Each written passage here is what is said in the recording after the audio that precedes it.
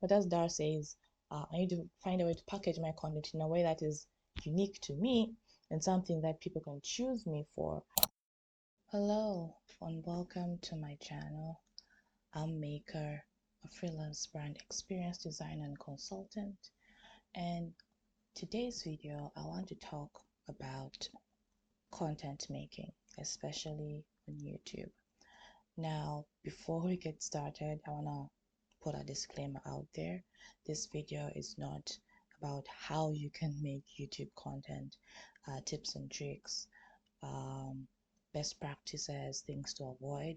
I'm just sharing my experience, my challenges, what I possibly am going to do, and all that. So if you are clicking on this video or episode thinking that, oh, this is going to be another tips and tricks video, it's not. It's just me sharing my experience. So before we get into it, I just want to give you a little bit of context of why I decided to get into YouTube. 2021 and 2022, I started off as a brand identity designer, which I wasn't actually a brand identity designer. I just called myself that because it sounded more cool and more professional, more serious. But essentially what I was doing was visual identity design. So now visual identity design is more focused on visuals, how the brand looks, the logos, the colors, the fonts that they'll be using, any patterns, any prints they'll be using. It's more centered on what people can see. But there are visual identity designers who do more than the visuals, and those would primarily be called brand identity designers, but some of them call themselves visual identity designers. I don't know. The whole identity design situation in the branding industry is a little bit vague. We kind of can do what each and everyone else is doing, and if someone is doing logo design but they're doing something like strategy, they most likely will be calling themselves a logo designer because of SEO, which is to find them, to make sure that whoever is looking for logo designer finds them, and if they like their work, then they can hire them, and then the client will find out that, oh, they do more than logo design, they do strategy. So the visual identity design focuses more on the visuals, and brand identity design focuses more on building the personality of the business, the identity, the human being, as I call it, of the business.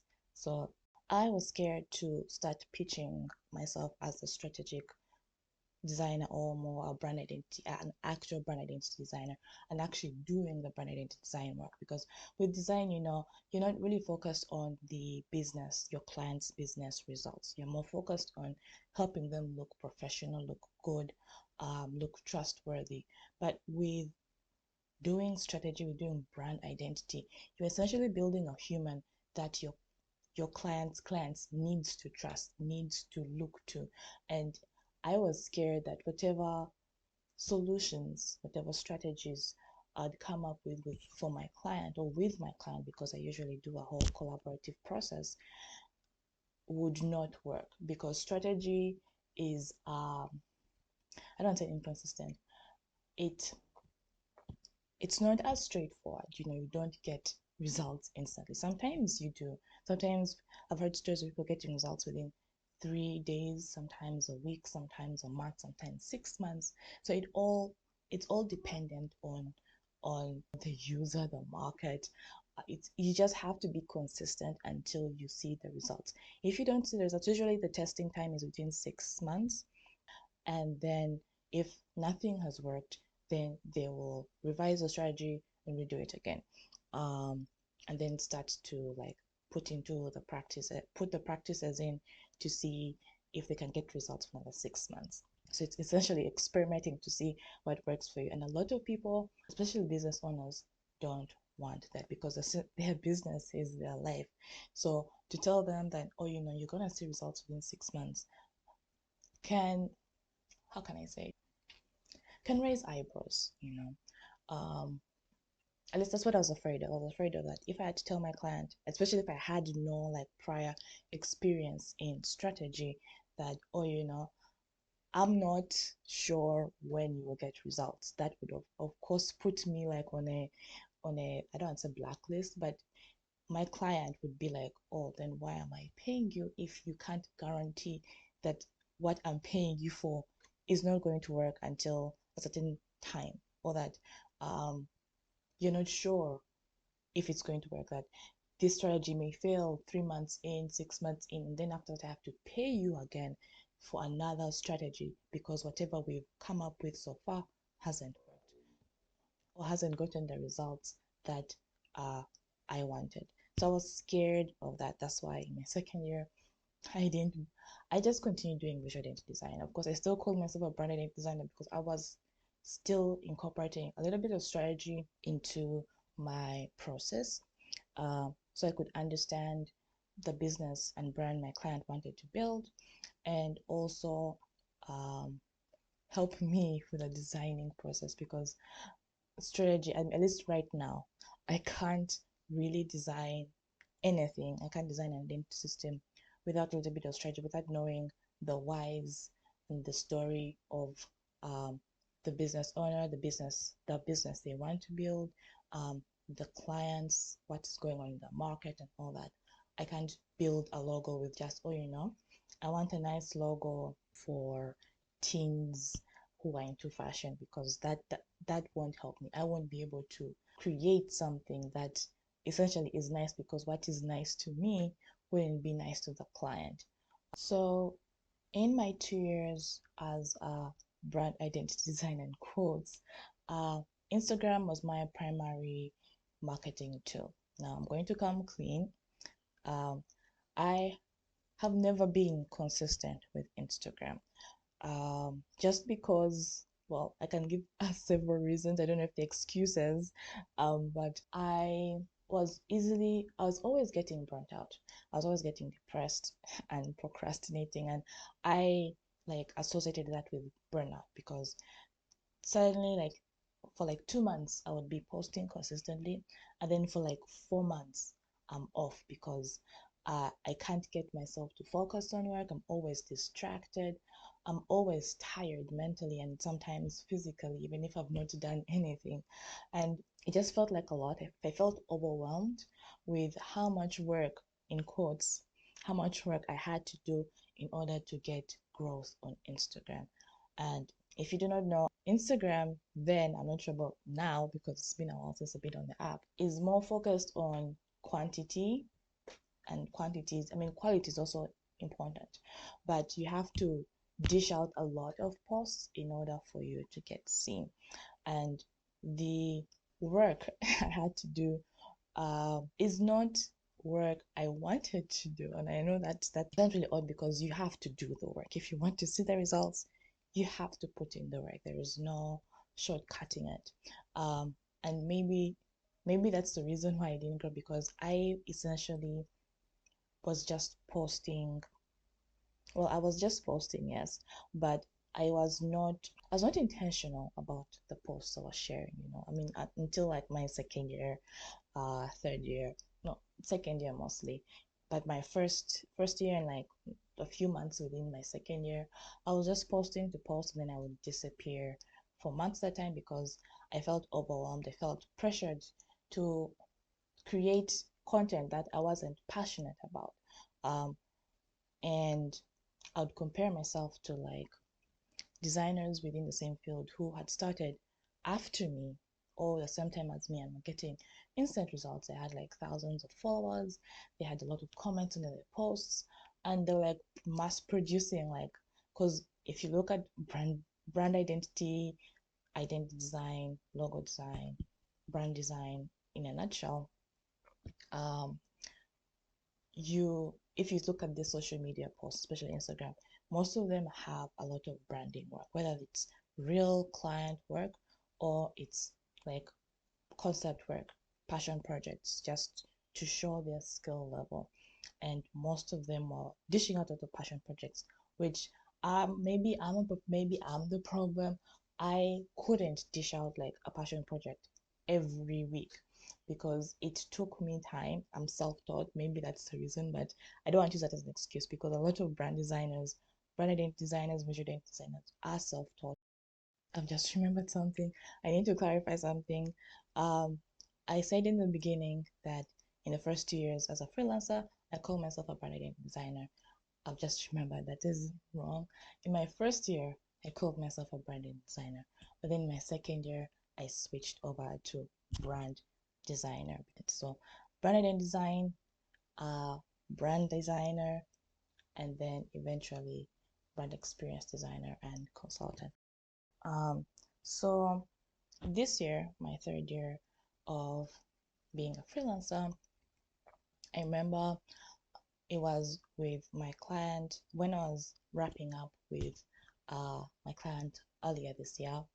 Um, I was doing their visual identity guidelines, which, if you don't know what that is, it's basically a document to help the business owner and their staff to adhere to certain design rules so that they're using their logos, their deliverables, which is the logos, the colors, the fonts. Well, they are not putting new colors that we've not agreed on. They're not using fonts that we've not agreed on. They're not putting their logo on like a design background that doesn't make it seen. They're not using photography that we haven't agreed on. So that's why the guidelines are essential. It's not just the logos, the colors, the fonts, the prints, and all that. You need to have a document so that the non-designer, because as a designer, we know what to do and what not to do, but the non-designers don't know that. That's why they need a guideline. Anyway, so I was wrapping up the project. I was like putting in the do's and do nots of my clients' visual identity guidelines. And I remember sitting, I always work at the dining, so I remember sitting and I was like, after this client, I'm going to have to do this again. I'm going to have to sit down with a new client and do a little bit of strategy, and then have to design mood boards again and do revisions, and then have like 2-3 pages of sketches of logos and having to pick a logo and then designing it and sharing it before I present it to them in a more professional manner, and then having to create the visual identity design guidelines again. And I felt sad, a little bit sad, because, or maybe not sad, I felt discouraged because like I have to do this again. And when I realized that I wasn't exactly happy with the details of my work, because I know there are always going to be things within one's job that they like and that they don't like. In this case, creating visual identity guidelines was not the best part of my work, which is funny because I'm an introvert and I prefer strategy sessions more than like the isolated work, which is funny.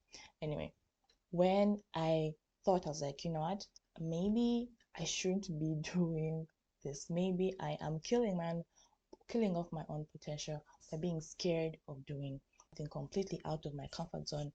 I should Wait, what am I trying to say? I was scared of doing something completely out of my comfort zone because I have not dabbled in strategy formally. I've not learned it formally, and I was scared, of course, of pitching myself as a strategic designer or someone who does strategy, or they call them brand strategists, uh, and not delivering on that. But I felt like at that moment, if I didn't switch over, if I didn't stop being scared, I was gonna be forever scared. So I decided to, after wrapping up the project with my client, I was like, you know what? I don't want to be just a designer anymore. And that's why I switched over to being a brand experience designer and consultant. So how does it tie into YouTube? Okay, so when I decided to make the switch from being a brand designer to being a brand experience designer and consultant, um, and just the whole essence of pushing myself out of my comfort zone, is when I realized that maybe the reason I've not been growing my audience as much, is because the platform I'm using is not meant for me. And this was the mindset I had. I was like, because I watched several videos. I don't remember her channel's name, I think. But if I remember, if I find her channel, I'll put it in like the screen so you can click on it, or you can search it rather. So I listened to this content creator on YouTube, and she basically explained it to me why some people don't grow as much on Instagram, and why Instagram is not exactly the best social media platform or marketing platform for certain businesses. And the point that mostly stuck out to me is that Instagram's algorithm is meant for posts to be seen within 24 to 48 hours. Uh, Posts which is mostly like single posts and carousels, not reels. Um, and then they disappear, and after that you have to create a new post again. And that felt like that's exactly what I was doing. I had to keep creating posts, and all the hard work I was doing, like I was spending like maybe a full day, 2 3 days in creating posts, and the owner would leave for 24 hours. I don't even say 48 hours, because I normally get likes within the first 24 hours, and after that it would be dead silence. I mean, once in a while I'd get like likes after the 48-hour mark, but I think it's mostly because uh maybe people are finding me, not really on the explore page, but recommendations on the feed, or maybe using hashtags. I don't know how people found me. I don't remember my insights those days. But essentially, when she said that, I was like, oh, I've been spending so much time, so much energy and effort creating posts that don't have a long shelf life. And that's why I decided to get into YouTube, because she said YouTube has a longer shelf life in terms of posts. As long as you title your videos well, using the right SEO keywords and all that, your video can still get found 10 years, 12 years later. So it is a long game, but it is a rewarding game, unlike with Instagram, where you gotta keep on posting in order to be relevant. Whereas in YouTube, you can create, I mean, yes, it's nice, it's good to be consistent with your posts, but there's so many channels out there that are not consistent. They post like twice a month, once a month, but they give their all in those videos that they post, and it still gets them the results. I'm not sure if their intended results. I don't know any YouTubers personally, but it gets them the likes, the follows, the subscribers rather, uh, the views as well, and eventually the monetization. So getting out of my comfort zone and having a longer shelf life in terms of my content was not the only reason I wanted to start a YouTube channel. As I said, I'm an introvert, but this year, and even maybe last year, well, actually last year and this year, I've been more of a homebody, and I've been offline a lot. So I've not really been interacting with people outside my family. And my family and I are not exactly the closest. Not closest meaning that we're not on each other's cases every day. We meet, we keep to ourselves. So we normally meet like during prayer time in the evening, once in a while in the kitchen, maybe in the dining room when someone is getting water. But other than that, like we're all in our own spaces. So the interaction level is quite low. Um, but we still love each other, still care for each other. There's no problem there. It's just that we are not as socially active with each other. So because of my social decline, I've noticed that my vocabulary, and the way I express myself has become limited. So YouTube is to help me speak a little bit more. How has my experience been so far? So I started this channel in, I think, June or July. I was supposed to start it in April, March, April, when 2023 began. I was like, I want to get into YouTube. But it was until like I think it was May, June, around there when I actually started the channel. Um, I think it was in July when I posted my first video, but then I took it down and reposted it just because, you know, I'm a little bit of a perfection. It's not a perfect video, it's an okay video for my level at that time. I think I'll call myself right now a level 2 content creator on YouTube, um, but not a level 1 because I have experienced certain things. So when I was planning on getting to YouTube, when I was doing like the back end stuff, the preparation and all that, essentially the content I wanted to create was more educative content. So sharing my knowledge and expertise within the branding industry, within the business stuff, for people who are new and self-taught uh, within their craft and going to be self-taught within business. So they essentially understand what they're getting themselves into, certain things that I've learned that could be of use to them and all that. So yeah, that was what I was going to make. But then I kept thinking like, why would people choose me, someone without following or subscribers, without a lot of subscribers, someone who is not very articulate or who's very good at expressing themselves with speech, um, someone who is not showing themselves on screen. Uh, yeah, why would they decide to listen to me and trust me with uh, things I'm saying when they could go to an expert who has a lot of subscribers, um, has proven like tactics, strategies, and all that, has had more experience than me, is sharing themselves on screen, maybe even has a course or some sort of like paid product or service that if someone is willing to buy, if someone is ready to buy, they can easily buy them compared to me where I'm still figuring things out and I'm ashamed to admit that. But I have to be real. It's been a struggle for me to fully enter my brand experience designer and consultant role, uh, because I've been trying to create what's the word, an offer for my ideal client.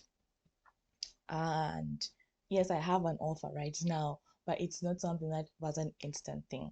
And maybe that's something I actually need to work on, knowing, understanding completely that business and branding is not an instant thing. I know it, but sometimes I forget it and I rush myself to create things at a very fast pace because the longer I take with trying to make things perfect is wasted time. Someone could have discovered me within the time I'm trying to tweak things to make them perfect for myself.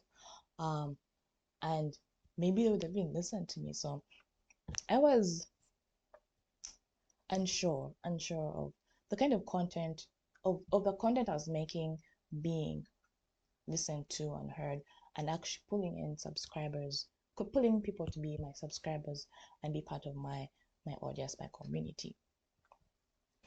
And I was like, maybe I should do more like lifestyle-ish based content. But I remembered the goal for, at least the main goal for my channel. Yes, it would be nice for me to just talk about myself and talk about the things I like and all that. I mean, I do love branding.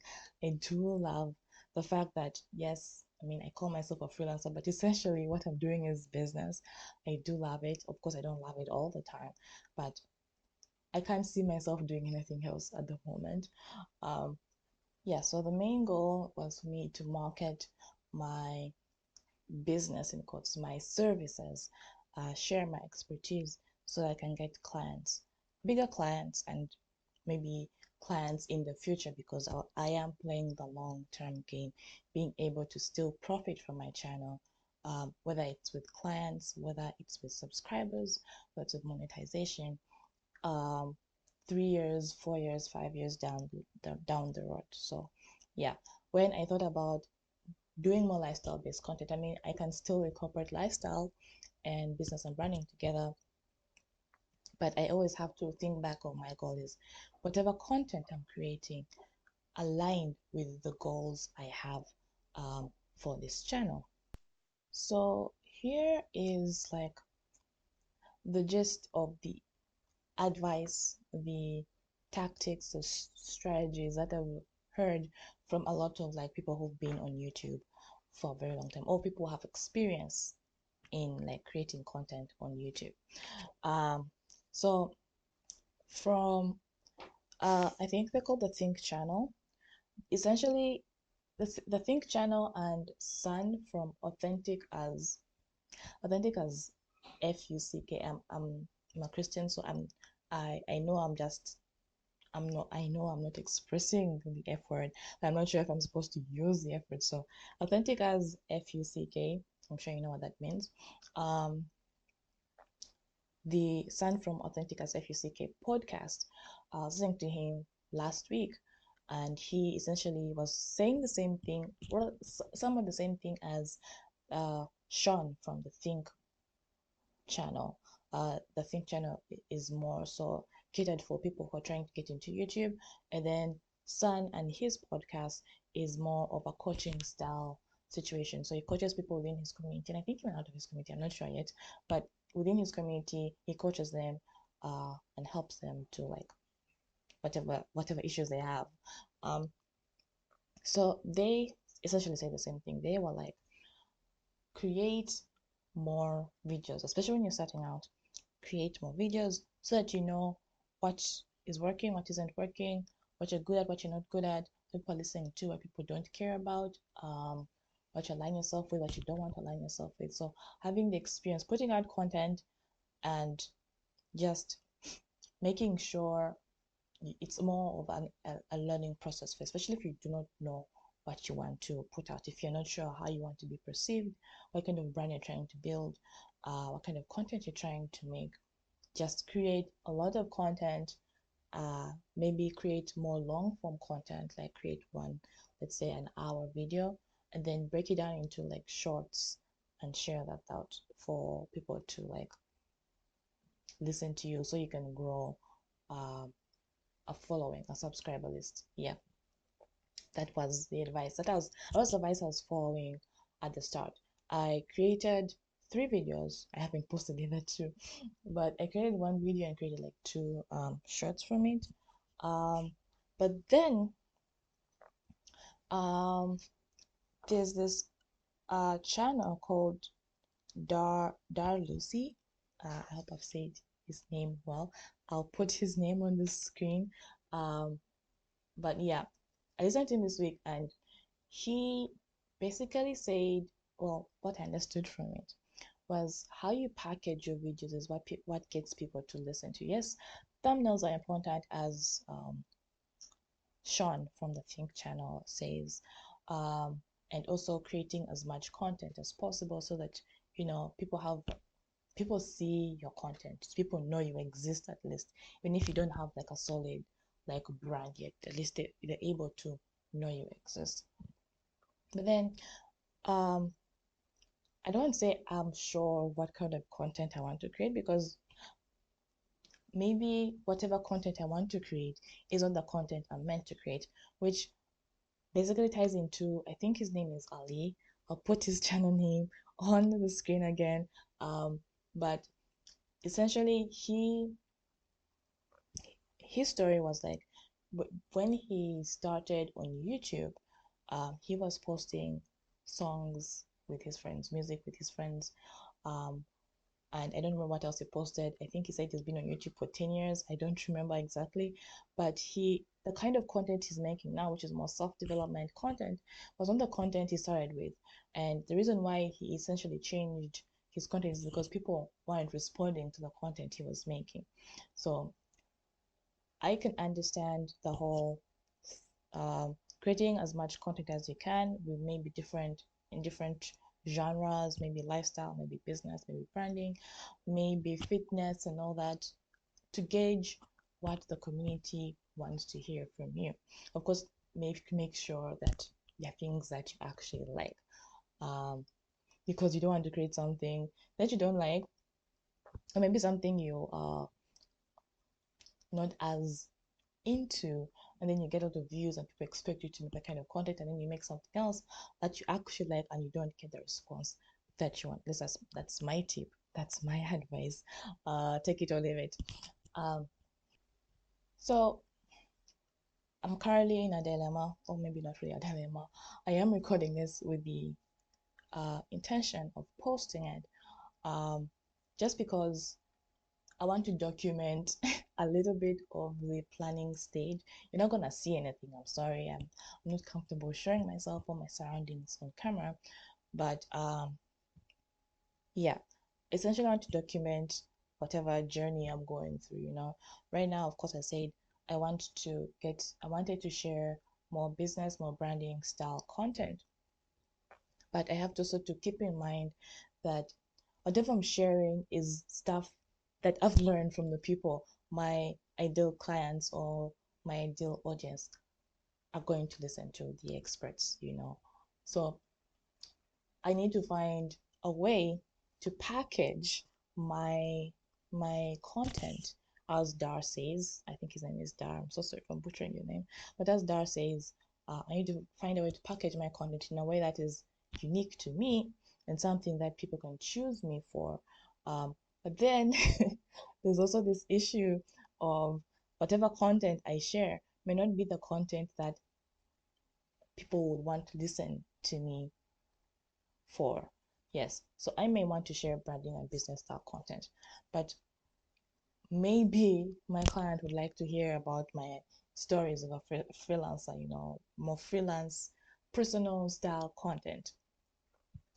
Yeah, and maybe let's say for the first 2 years on YouTube, I'm creating more branding business style content like on now. I don't want to say an expert view, but a more an experienced eye level view.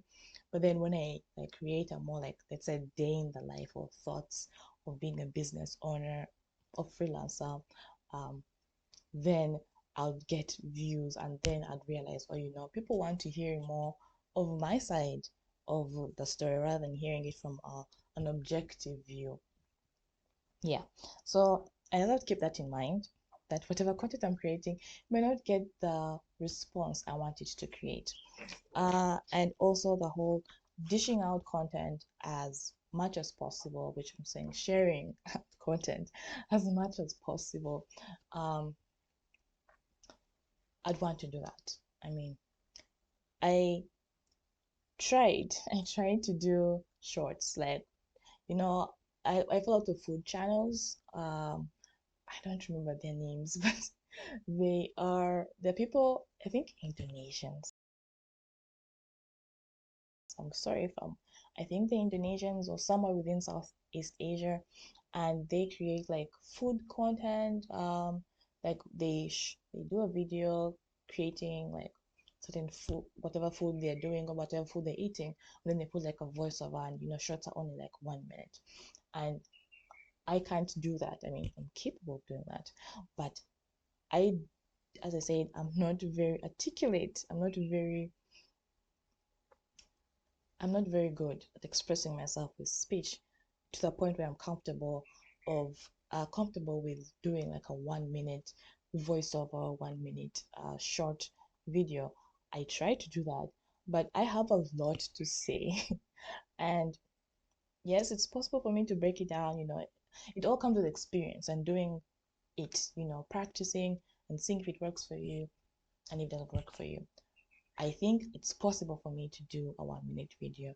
I just haven't found a way of doing it in a way that, you know, um, I can get my point across without having to beat a lot of corners first and getting like my audience to understand what I'm trying to say. So, what was I trying to say actually? What I'm trying to say is, I can, I'm better at creating long form content, something like this, and then breaking it down, uh, rather than creating brief short form content. It would essentially be, at least in my mind, what I'm thinking is creating like 1 minute videos. Yes, I would have a lot of content, but the creation of that 1 minute video is not like 1 minute. I'm essentially taking like maybe an hour, 3 hours, 4 hours. I'm technically doing the same. I'm spending as much effort as I did when I was creating an Instagram post. And yes, the algorithms are different because shorts have a longer shelf life, because sometimes I see people's posts that are like 6 months old on my like recommendations and my feed, compared to like Instagram posts where if I'm on a hashtag, maybe I'm on an explore page, um, or maybe wait, what is the reason someone would get on my feed later? Maybe I just followed them. Like I've seen maybe someone has shared their post, a recent post of theirs, and I click on the post that someone has shared, and then I just look through whatever they've shared in the past, and like decide to follow them. Yeah, so essentially Instagram has a shorter shelf life than YouTube. Uh, However, now this is not something I've confirmed yet. There's this girl I follow on Instagram called L.Social, and I think the post was three days old when I got to it. I think about 3 days ago, so maybe it's like a week old right now. And she was sharing that Instagram's algorithm has changed again, and now posts, single posts and carousels have a longer shelf life. I don't remember how long the shelf life is, but um, she's essentially shared that people are seeing posts of hers that are like maybe 1 month old, 4 months old. And personally, I mean, like me, myself, and I have seen that change. I mean, every time I pop into Instagram and I see someone has liked a post when I haven't posted in months, and I'm like, how is that possible? Are they finding me on hashtags and all that? Because they are not looking for me. I definitely don't think I'm popping up in their recommendations feed, and I haven't posted in a very long time. So she said that the Instagram algorithm has changed, and now posts are more, have a longer shelf life. And when I saw this post, I was like, now, like, are you trying to sway me to come back to Instagram? Because the whole reason I left Instagram, one of the biggest reasons I left Instagram, or I'm planning to leave Instagram, is because the shelf life for my post was short. I was putting too much effort and I wasn't seeing the return. Of course, I was like consistent.